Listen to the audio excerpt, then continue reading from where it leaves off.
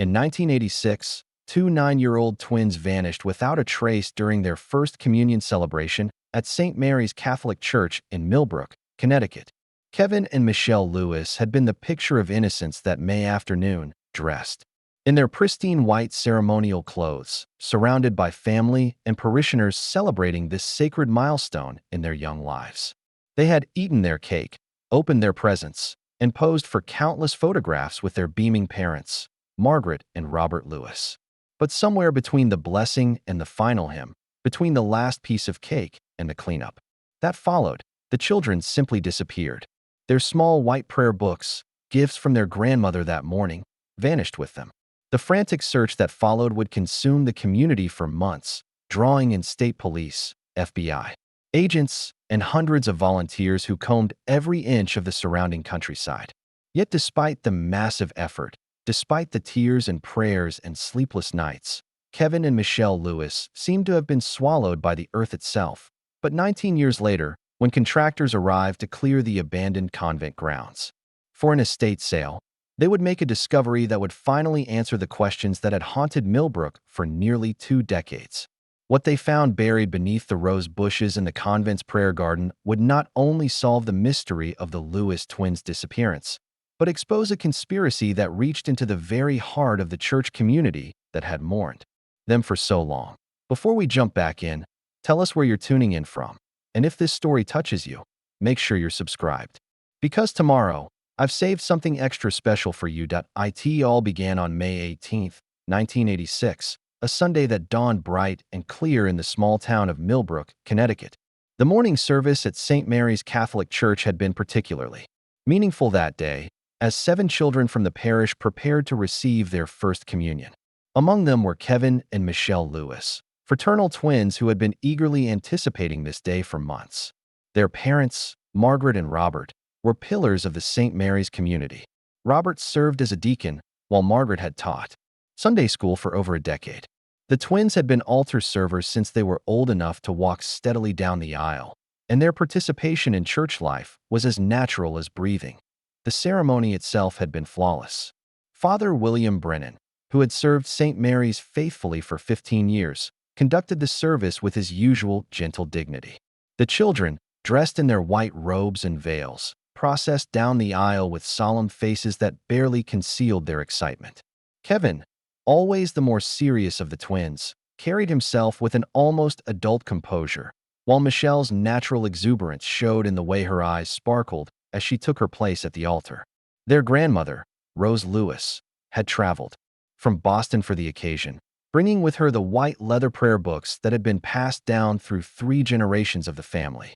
The books were beautifully crafted, with the children's names embossed in gold lettering on the covers, and they had been blessed by Rose's own parish priest before the journey to Millbrook. After the service, the celebration moved to the parish social hall, a spacious room adjacent to the church that had hosted countless community gatherings over the years. The walls were decorated with handmade banners created by the Sunday school classes, and long tables groaned under the weight of potluck dishes contributed by parishioners. The atmosphere was one of pure joy, with families mingling and children racing between the tables, their formal clothes already showing signs of play. Margaret Lewis had spent weeks planning the perfect cake for her twins, a 2-tiered creation decorated with edible flowers and topped with small figurines of angels. Kevin and Michelle had been delighted with their gifts, which included rosaries from their godparents, religious books from various relatives, and small savings bonds that their practical father had suggested. The social hall was filled with the warm hum of conversation and laughter. Mrs. Elena Rodriguez, who had helped coordinate the reception, later recalled seeing the twins around 2:30 in the afternoon, shortly after they had opened their presents. They had been sitting at a table near the kitchen, carefully examining their new prayer books while other children played nearby. Kevin had been reading aloud to his sister from one of the passages, his young voice serious as he pronounced each word carefully. Michelle had been tracing the golden letters of her name with her finger, marveling at the craftsmanship of the binding. What happened next would remain a mystery for nearly 2 decades. At some point between 2:30 and 3 o'clock, as the reception was beginning to wind down and families were starting to gather their belongings, Kevin and Michelle Lewis quietly slipped away from the celebration. No one saw them leave the social hall. No one noticed them walking across the small courtyard that connected the parish buildings. No one witnessed their final moments of childhood innocence before they encountered something that would change the trajectory of their young lives forever. Margaret Lewis first noticed their absence around 3:15 when she began looking for the twins to help clean up their gift table. She assumed they had wandered off to play with the other children, perhaps exploring the church grounds as they had done countless times before. St. Mary's was their second home, after all, a place where they had spent thousands of hours attending services, participating in youth programs, and helping their mother with various church activities. The grounds were familiar and supposedly safe, surrounded by the rectory, the convent where the teaching sisters lived, and the small cemetery where generations of parishioners had been laid to rest. When a quick search of the usual hiding spots turned up empty, Margaret's casual concern began to shift towards something more urgent. She enlisted Robert's help, and together they systematically checked every room in the church building. They looked in the pews where the children sometimes played hide and seek, in the small chapel used for private prayer, and in the basement rooms where Sunday school classes were held. They checked the organ loft, thinking the twins might have climbed the narrow stairs out of curiosity. They even looked in the supply closets and storage areas, calling their names with voices that grew increasingly strained. By 4 o'clock. With no sign of Kevin and Michelle anywhere in the church building, the search expanded to include other parishioners. Father Brennan joined the effort, his calm demeanor providing reassurance even as his own concern became evident.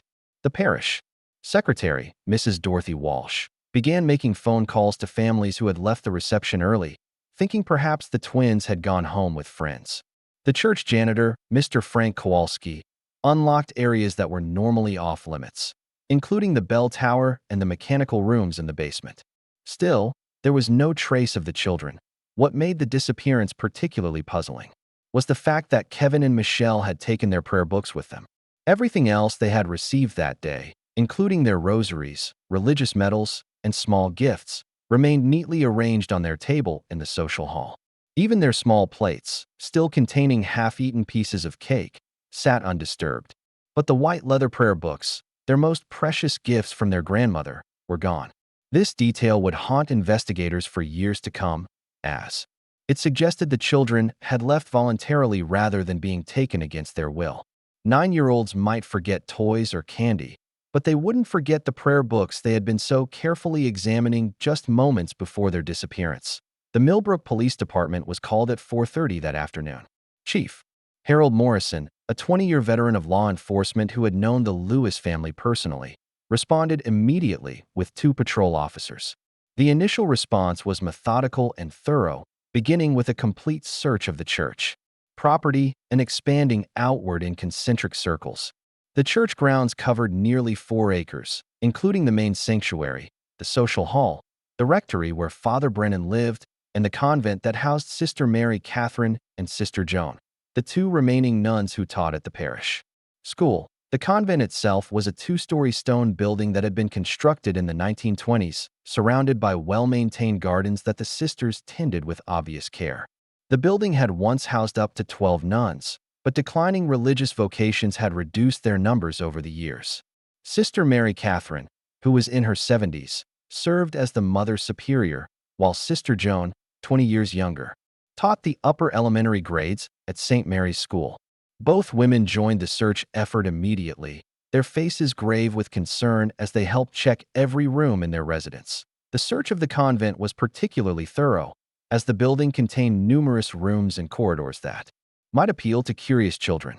The sisters opened their private quarters, the community room where they gathered for meals and recreation, the small chapel where they held their daily prayers, and even the basement storage areas where old school supplies and seasonal decorations were kept. They checked the kitchen, thinking the children might have been drawn by the smell of the fresh bread that Sister Joan baked every Sunday afternoon. They looked in the library, a quiet room lined with religious texts and educational materials. They even searched the small infirmary where 6 students were cared for during school hours. Behind the convent lay the prayer garden, a peaceful space that had been lovingly cultivated over decades. Brick walkways wound between carefully tended flower beds, past a small statue of the Virgin Mary, and around a reflecting pool that caught the afternoon sunlight. Rose bushes lined the garden's perimeter, their blooms filling the air with sweet fragrance during the growing season. Stone benches provided places for quiet reflection, and the sisters often held evening prayers in this tranquil setting.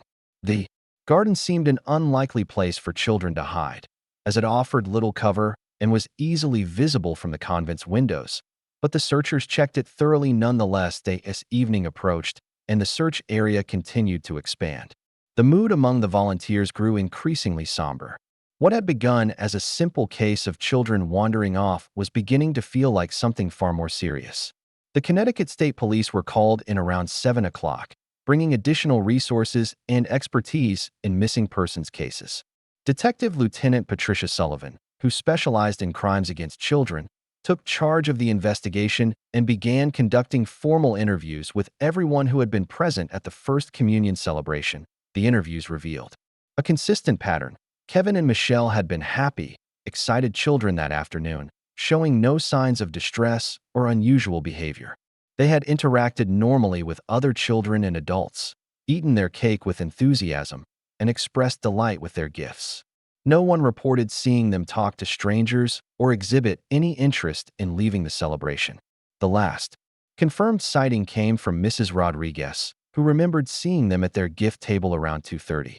Absorbed in examining their prayer books, Margaret and Robert Lewis were interviewed extensively, as parents often are in missing children cases, but their grief and desperation were clearly genuine. They provided detailed information about the twins' habits, their favorite places to play, and their level of familiarity with the surrounding area. Both children were described as responsible and obedient, unlikely to wander far from home without permission.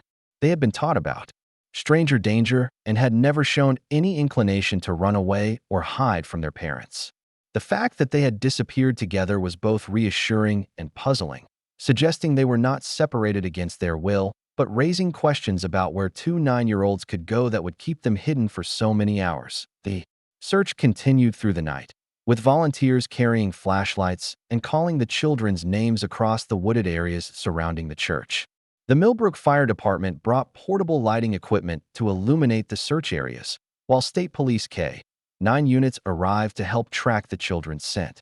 The dogs picked up traces near the church building and followed them toward the convent, but the trail seemed to dissipate in the garden area, perhaps confused by the heavy foot traffic from the day's searchers. By Monday morning, with no sign of Kevin and Michelle after more than 18 hours, the case was officially classified as a potential abduction. The FBI was contacted, and agents from the New Haven field office arrived to coordinate with local and state authorities.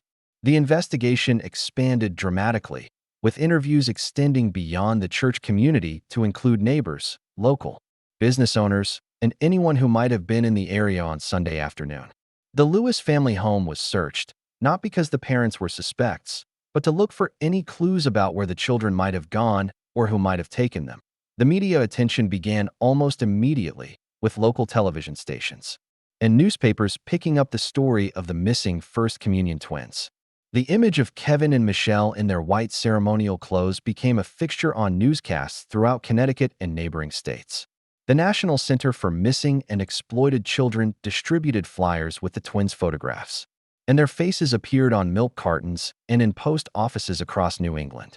The community of Millbrook rallied around the Lewis family with an outpouring of support that included organized search parties, fundraising efforts, and prayer vigils that continued for weeks. Father Brennan opened the church for special prayer services every evening, and the sanctuary was rarely empty as parishioners came to pray for Kevin and Michelle's safe return. The priest himself seemed to age visibly during those first weeks, the weight of losing 2 children from his congregation pressing heavily on his shoulders. He worked closely with investigators, providing access to church records and helping coordinate the massive volunteer effort. His Sunday sermons became emotional appeals for information, and he personally visited every family in the parish to ask if they had seen or heard anything that might be relevant to the case. The investigation methodically examined every aspect of the twins' disappearance. Police reviewed the church's visitor logs, though record-keeping was informal and many parishioners didn't sign in for regular services. They interviewed every person known to have been present at the first communion celebration, creating detailed timelines of who was where and when. They examined the possibility that the children had been lured away by someone they knew, as statistics showed that most child abductions were committed by acquaintances rather than strangers. They looked into the backgrounds of every adult who had regular contact with Kevin and Michelle, including teachers, coaches, family friends, and church volunteers. The convent residents, Sister Mary Catherine and Sister Joan, were among those interviewed multiple times, as their residence was the closest building to where the children's scent trail had ended. Both women were clearly distraught about the disappearance and eager to help in any way possible. Sister Mary Catherine, despite her advanced age, participated in search efforts and opened every area of the convent for repeated inspections. Sister Joan, who had taught Michelle in third grade, provided insights into the child's personality and habits. Both nuns vouched for each other's whereabouts during the critical time period, as they had been in the social hall helping with cleanup when the children disappeared. The investigation also examined the possibility that Kevin and Michelle had left the church grounds entirely. Teams searched the nearby woods, following hiking trails and checking abandoned buildings. They dragged ponds and streams, examined storm drains and culverts, and used helicopters to survey areas that were inaccessible. On foot, local bus stations and airports were put on alert, though 9-year-olds traveling alone would have been noticed immediately. The search expanded to include neighboring towns, with police departments throughout the region receiving bulletins. With the children's descriptions and photographs, weeks turned into months, and the intensive daily searches gradually gave way to a more sustained but less visible investigation. The FBI maintained an active file on the case, following up on tips that came in from across the country. Some were clearly the work of well-meaning but mistaken witnesses who thought they had seen the twins in shopping malls or playgrounds hundreds of miles away. Others were cruel hoaxes that raised false hopes and diverted investigative resources. A few seemed promising enough to warrant serious follow-up, including a reported sighting in Massachusetts that led to a week-long search of a coastal community, but none yielded any concrete evidence. The Lewis family struggled to maintain some semblance of normal life while living with the constant uncertainty about their children's fate.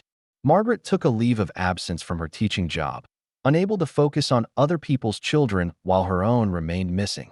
Robert continued working as an insurance adjuster, but his colleagues noticed a dramatic change in his demeanor. The couple's marriage, which had been strong for over a decade, began to show signs of strain under the enormous pressure.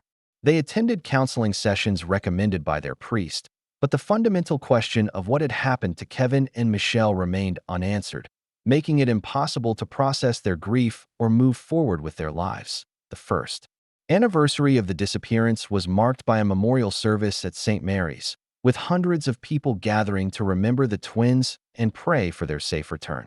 Father Brennan delivered a homily about faith in times of darkness, though his own voice broke with emotion several times during the service. The church had established a scholarship fund in Kevin and Michelle's name, providing financial assistance to families who couldn't afford their children's religious education. It was a positive legacy, but a poor substitute for the presence of two bright, loving children who should have been celebrating their 10th birthday that summer. Detective Lieutenant Sullivan, who had led the investigation from the beginning, retired from the state police 3 years after the twins' disappearance, but she never forgot the case. She kept copies of all the files in her personal records and continued to think about Kevin and Michelle regularly, wondering if there was some clue she had missed or some lead she should have pursued more aggressively. The case had affected her deeply, both professionally and personally, and she sometimes dreamed about finding the children safe and sound, reuniting them with their desperate parents in the emotional scenes she had imagined so many times. The official investigation remained open, but active leads became increasingly rare as the years passed. The FBI's Behavioral Analysis Unit created a profile of the likely perpetrator, suggesting someone with local knowledge who had been able to approach the children without causing alarm. The profile indicated the crime was probably opportunistic, rather than planned, committed by someone who knew the church grounds well enough to avoid detection. But profiles are only useful when there are suspects to compare them against, and despite interviewing hundreds of people, Investigators had never identified a viable suspect in the twins' disappearance, by the 10th anniversary. Media attention had shifted to other cases, though local newspapers still ran anniversary stories about the missing Lewis twins. Margaret and Robert had divorced 5 years after the disappearance, unable to bridge the gap that grief had opened. Between them, Margaret remained in Millbrook, finding some comfort in staying close to the last place her children had been seen, while Robert moved to Florida, seeking a fresh start in a place that held no memories of Kevin and Michelle. Both parents remarried eventually, but neither had more children, as if afraid to tempt fate again or unable to imagine loving anyone as much as they had loved their twins. Father Brennan continued to serve St. Mary's Parish throughout the 1990s, though he too carried visible scars from the twins' disappearance. He had officiated at hundreds of First Communions in the years since 1986, but he never looked at a child in white ceremonial clothes without thinking of Kevin and Michelle. The priest had grown older and more fragile, his health declining as he entered his 70s. He suffered a mild heart attack in 1998 and was advised by his doctor to reduce his workload, but he remained determined to serve his congregation. As long as possible, the convent had changed significantly in the years following the disappearance. Sister Mary Catherine had passed away in 1994, and Sister Joan had been transferred to a larger community in Hartford 3 years later.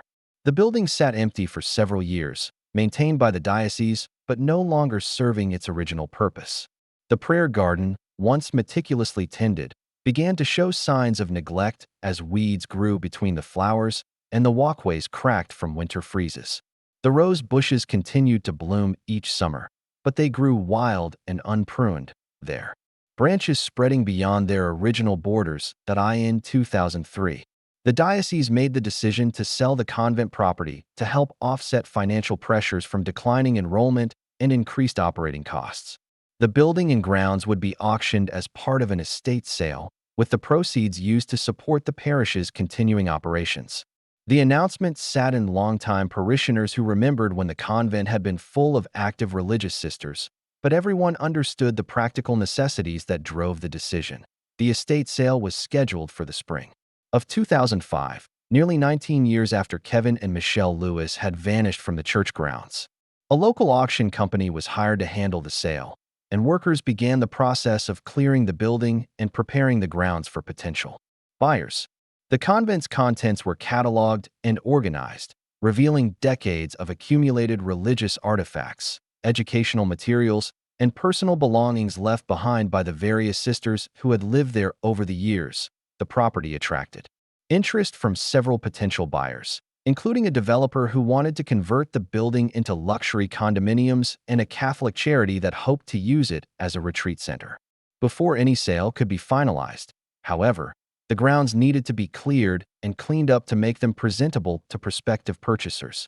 This work fell to a crew of landscapers and general contractors who had experience preparing abandoned properties for sale. Among the workers was James Mitchell, a 45-year-old landscaper who had been clearing overgrown properties for more than 20 years. Mitchell was known for his thoroughness and attention to detail, qualities that made him popular with real estate agents and property managers who needed abandoned lots transformed into attractive parcels. He approached the convent job with his usual systematic methodology, beginning with the areas closest to the building and working outward toward the property boundaries. The prayer garden required significant work, as nearly a decade of minimal maintenance had allowed vegetation to grow wild throughout the carefully designed space. The brick walkways were cracked and separated, with grass and weeds growing through the gaps. The reflecting pool had become clogged with leaves and debris, and several of the stone benches had shifted or become partially buried under accumulated soil and organic matter. The rose bushes, once the garden's crown jewel, had spread far beyond their intended boundaries, creating an impenetrable thicket in some areas. Mitchell began the garden cleanup on a Tuesday morning in late April, working with 2 assistants to remove the overgrown vegetation and assess what could be salvaged versus what needed to be completely replanted. The rose bushes presented particular challenges, as their thorny branches had intertwined over years of neglect, creating barriers that had to be carefully cut away section by section. The work was slow and methodical, requiring heavy gloves and protective clothing to prevent injury from the sharp thorns. It was while clearing the largest rose thicket near the garden's eastern border that Mitchell's shovel struck something. That clearly wasn't a root or stone. The sound was distinctive, a hollow thunk that suggested manufactured materials rather than natural objects. Mitchell stopped digging and carefully brushed away the soil with his hands, revealing what appeared to be the corner of something white and rectangular, partially buried about 18 inches below the surface. His first thought was that he had uncovered some sort of religious artifact or decorative element that had been buried for safekeeping or lost over time. Convents and monasteries often contained valuable items that were sometimes hidden during times of crisis or simply misplaced. Over decades of use, Mitchell called his assistants over and together they carefully excavated around the object, using hand tools to avoid damaging whatever lay beneath the soil. What they uncovered sent a chill through all three men, even before they fully understood the significance of their discovery. Emerging from the dark earth were two small white objects, leather-bound and rectangular, with gold lettering that was still partially visible despite years of burial. They were books of some kind, clearly designed for children based on their size, and they had been carefully wrapped in what appeared to be plastic bags before being placed in the ground. Mitchell immediately recognized that this was not a routine finding. The deliberate burial, the protective wrapping, and the location all suggested something far more significant than discarded religious materials. He ordered his assistants to stop digging and step back from the area, then used his cell phone to call the auction company that had hired his crew. Within minutes, he was speaking to the local police department, explaining that he had uncovered what might be evidence related to an old crime. The response was swift and thorough. Detective Sergeant Maria Santos, who had joined the Millbrook Police Department 5 years after the Lewis twins' disappearance, arrived within 20 minutes of Mitchell's call. Santos was familiar with the case, as every officer who had worked in Millbrook during the past 2 decades knew the story of Kevin and Michelle Lewis. She immediately secured the scene and called for additional resources, including the state police crime scene unit and the FBI agents who still maintained jurisdiction over the missing persons case. The excavation proceeded with forensic precision, with each layer of soil being carefully removed and sifted for additional evidence. Crime scene photographers documented every stage of the process, and the entire garden area was cordoned off as a potential crime scene. The two white objects were carefully removed from their burial site and transported to the State Police Forensic Laboratory for detailed examination. The preliminary analysis confirmed what everyone already suspected, but no one wanted to say aloud. The objects were the white leather prayer books that had been given to Kevin and Michelle Lewis on the morning of their first communion, 19 years earlier. The gold lettering on the covers, though faded and partially obscured by soil stains, clearly showed the children's names: Kevin James Lewis and Michelle Rose Lewis. Inside the books, investigators found the inscription from their grandmother, written in her careful handwriting on the dedication page. "To my dear grandchildren, may these words guide you always. With all my love, Grandma Rose." The discovery sent shockwaves through the Millbrook community and beyond. After 19 years of uncertainty, here was the first concrete evidence of what had happened to the Lewis twins on that May afternoon in 1986. The prayer books had been found buried in the convent garden, less than 100 yards from where the children had last been seen alive. The location and manner of burial strongly suggested that someone with access to the convent grounds had been responsible for concealing this evidence. Detective Santos immediately contacted Patricia Sullivan, the retired state police detective who had led the original investigation. Though Sullivan was now in her 70s and living in Florida, she flew back to Connecticut within 2 days of learning about the discovery. Her expertise and institutional knowledge of the case would prove invaluable as investigators tried to understand what the prayer books could tell them about the twins' fate. The forensic analysis of the prayer books revealed several crucial pieces of information. First, the books had been carefully wrapped in plastic bags before burial, suggesting an attempt to preserve them rather than simply dispose of them. Second, traces of soil found inside the plastic wrapping matched samples from other areas of the convent garden, indicating the books had been buried by someone familiar with the grounds. Third, and most significantly, small bloodstains were discovered on several pages of both books, bloodstains that DNA analysis would later confirm belonged to Kevin and Michelle Lewis. The presence of blood on the prayer books transformed the missing persons case into a homicide investigation. After 19 years of hoping against hope that the twins might still be alive somewhere, their parents and the community now faced the devastating reality that Kevin and Michelle had almost certainly been murdered on the day they disappeared. The books had been with the children when they died, then buried by their killer in what appeared to be an attempt to hide evidence, while perhaps preserving some small memorial to the victims. The investigation now focused intensively on the convent and everyone who had had access to the grounds in May 1986. Sister Mary Catherine and Sister Joan, the two nuns who had lived there at the time, were both deceased, but investigators began examining their backgrounds and relationships with the parish community. They also looked into the possibility that someone else might have had keys or regular access to the convent grounds, including maintenance workers, delivery personnel, or church officials. The convent building itself was searched with new urgency, using ground-penetrating radar and cadaver dogs to look for any indication that the twins' bodies might be buried elsewhere on the property. The search expanded to include the church building, the rectory, and other parish properties, but no additional evidence was found. The investigation team worked under the assumption that if Kevin and Michelle's bodies had been buried on the church grounds, they would have been discovered during one of the many searches conducted in 1986 and the years that followed. Father Brennan, now in his 80s and in declining health, was interviewed again about the events of May 18, 1986.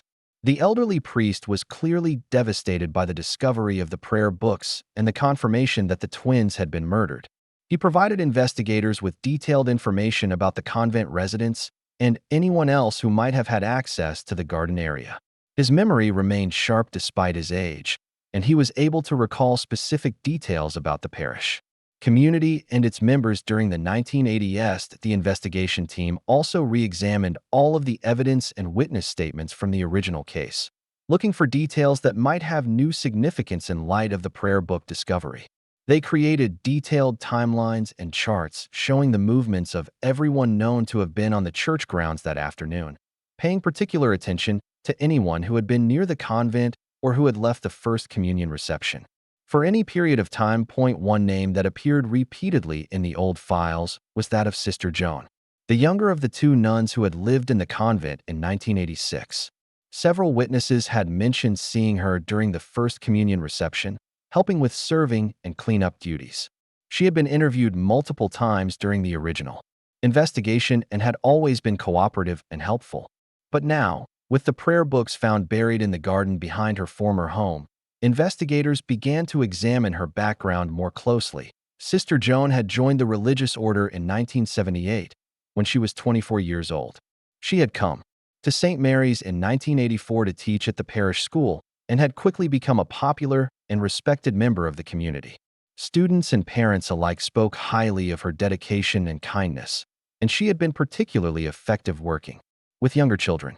Her religious superior, Sister Mary Catherine, had consistently given her excellent evaluations, and there had never been any complaints about her conduct or performance. Yet as investigators dug deeper into Sister Joan's background, they discovered some troubling inconsistencies in her personal history. The religious order's records showed gaps in her employment and education history before she entered the convent, periods that were not adequately explained by the information she had provided during her application process. More significantly, they found evidence that she had changed her name when she joined the order, a practice that was not uncommon among religious sisters, but which in this case might have helped conceal aspects of her past. The investigation into Sister Joan's background led to a shocking discovery that would ultimately crack the case wide open. Before entering religious life, she had worked as a teacher in several public schools in Massachusetts and Rhode Island. At two of those schools, there had been allegations of inappropriate conduct involving students, allegations that had been quietly resolved through resignation and confidential settlements. The incidents had never resulted in criminal charges, but they established a pattern of behavior that cast Sister Joan's presence at St. Mary's in an entirely different light. Further investigation revealed that Sister Joan had been transferred from her previous assignment after parents complained about her excessive interest in certain students and her tendency to single out particular children for special attention. The transfers had been handled internally by the religious order, without notification to civil authorities or the communities where she would be working next. This pattern of moving problem clergy and religious workers from parish to parish, rather than addressing their misconduct directly, would later become widely recognized as a systemic failure within the Catholic Church. The case against Sister Joan remains circumstantial, based on opportunity and suspicious background rather than direct evidence of involvement in the twins' disappearance. She had died in 2001, for years before the prayer books were discovered, taking any firsthand knowledge of the crime to her grave.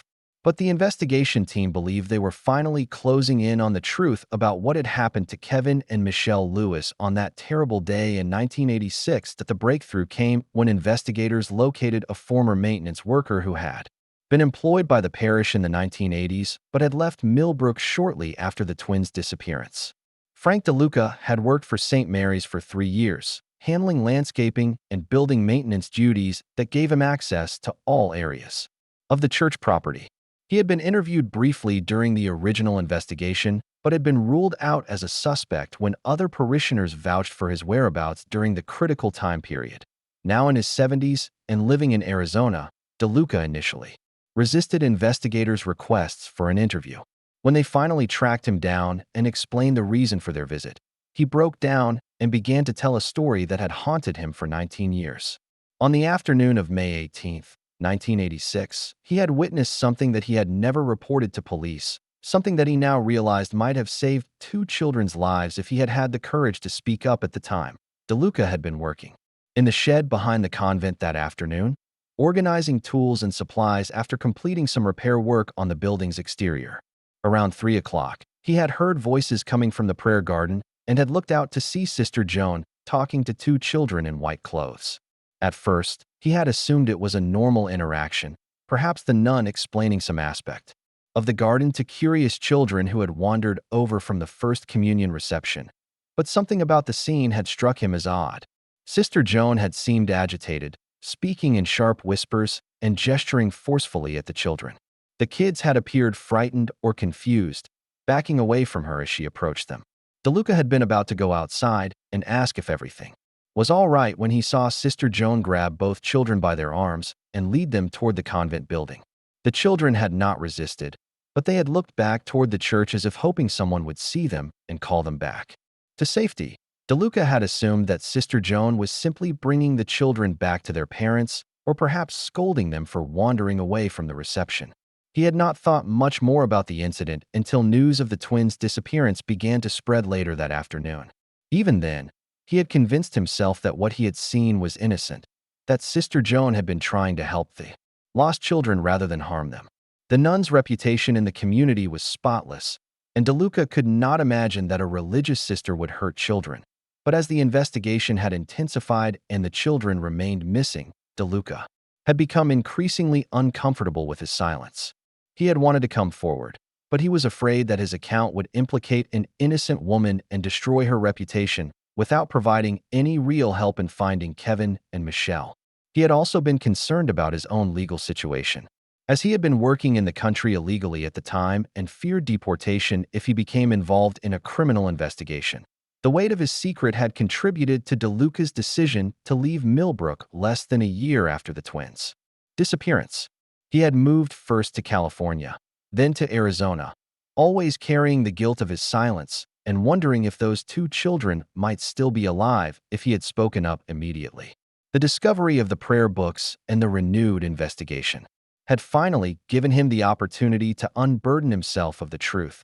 Even though it came far too late to save Kevin and Michelle, DeLuca's testimony provided the missing piece of the puzzle that investigators had been seeking for 19 years.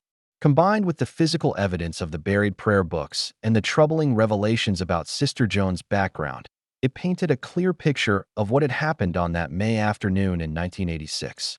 The twins had wandered into the convent garden during the First Communion reception, perhaps attracted by the flowers or simply exploring familiar territory.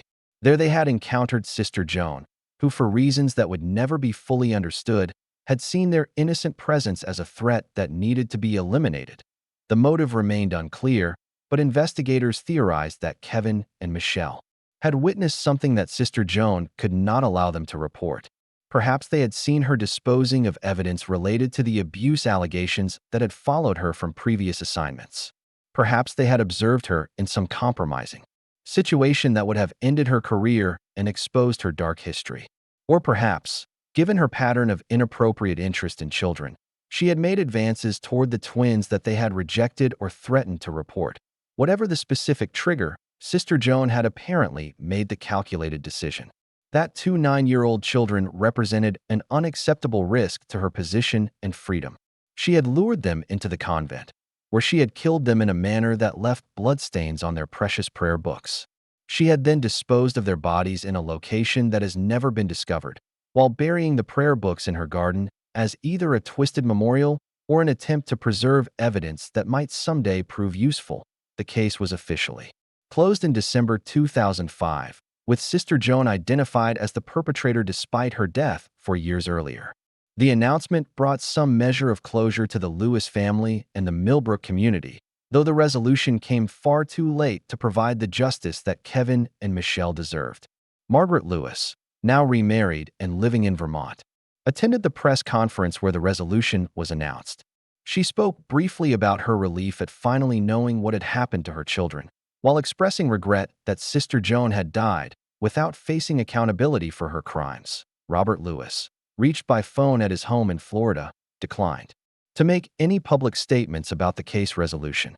Friends said he was grateful to finally have answers, but remained bitter about the years of uncertainty and the systemic failures that had allowed Sister Joan to continue working with children. Despite her troubled history, he had never returned to Millbrook after his divorce and indicated that he had no plans to visit now that the case was closed. Father Brennan, whose health had continued to decline throughout the investigation, passed away just 3 months after the case was resolved. Friends said the elderly priest had found some peace in knowing the truth about Kevin and Michelle's fate, though he remained deeply saddened by the betrayal of trust that their murder represented. His funeral was attended by hundreds of parishioners, many of whom remembered his dedication during the dark days following the twins' disappearance. The convent building was eventually purchased by the Catholic charity that had expressed interest in using it as a retreat center. The new owners acknowledged the building's tragic history, but felt that transforming it into a place of healing and reflection would be an appropriate way to honor Kevin and Michelle's memory. They renovated the prayer garden, installing a small memorial plaque near the spot where the prayer books had been found buried for so many years. The Lewis twins' story became part of the growing awareness about institutional failures to protect children from predatory clergy and religious workers. Their case was cited in numerous reports and studies examining how the Catholic Church's practice of quietly transferring problem employees had enabled abuse and, in this case, murder. The Archdiocese eventually acknowledged its failures in the Lewis case and implemented new policies requiring background checks and reporting protocols that might have prevented Sister Joan from gaining access to children. Detective Patricia Sullivan, who had come out of retirement to help solve the case that had haunted her career, established a scholarship fund in Kevin and Michelle's memory to support training for law enforcement officers who investigate crimes against children. She continued to speak at conferences and training sessions about the importance of following up on every lead and never giving up on missing children cases, no matter how much time had passed. The prayer books themselves were returned to the Lewis family after the forensic analysis was completed. Margaret chose to donate them to the National Center for Missing and Exploited Children, where they became part of an educational display about the importance of never abandoning hope in missing persons cases. The books served as a tangible reminder that evidence can surface years or even decades after a crime, and that advances in forensic science can sometimes provide answers that seemed impossible when a case was first investigated. James Mitchell, the landscaper whose careful work had uncovered the prayer books, was honored by the Millbrook Police Department for his role in finally solving the case. He continued working in his profession, but said the experience had changed his perspective on the properties he cleared and the possibility that any piece of ground might hold secrets waiting to be discovered. He kept in touch with Detective Santos and occasionally volunteered with search efforts for other missing persons cases. The story of Kevin and Michelle Lewis serves as both a tragedy and a testament to the persistence of those who refuse to let injustice remain hidden forever. Two innocent children who should have grown up to live full and productive lives were instead victims of a predator who exploited her position of trust and authority. But their memory lived on through the determination of investigators who never stopped looking for answers, the dedication of a landscaper who recognized the significance of what he had found, and the love of a community that never forgot too. Bright souls whose lives were cut tragically short, in the end. The white prayer books that had been meant to guide Kevin and Michelle Lewis through their spiritual journey became the instruments of justice that finally revealed the truth about their fate. Buried in darkness for 19 years, they emerged to shed light on a crime that had been hidden for far too long, ensuring that their young lives would not be forgotten and that their killer's actions would not remain forever secret. The twins had found their way home at last, not in the way their parents had prayed for so desperately, but in a manner that brought truth and accountability to light after years of shadows and uncertainty.